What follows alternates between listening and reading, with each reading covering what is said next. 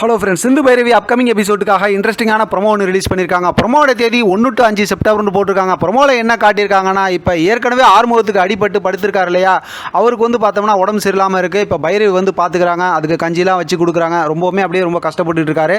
எங்கே சிவாவையும் சிந்துவையும் காணோம் அப்படிங்கும்போது பக்கத்தில் ரூமில் இருக்காங்க அப்படிங்கிற மாதிரி சொல்கிறாங்க.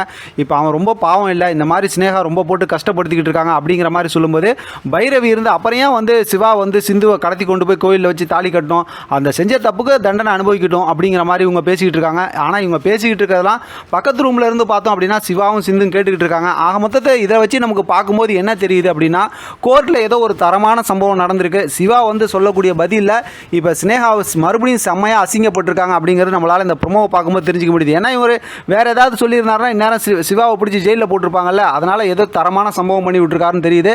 அதனால் நாளைக்கான எபிசோட் செம்ம ஃபயரிங்காக சூப்பராக இருக்க போது நம்ம பார்த்துட்டு என்ஜாய் பண்ணலாம். ஆனால் எது எப்படி பார்த்தாலும் இப்போ சிந்துவால் குற்ற உணர்ச்சியில் இருக்க முடியாது. அதனால் அதை வச்சு ஸ்னேகா அடுத்து ஏதாவது ப்ளே பண்ணுவாங்க.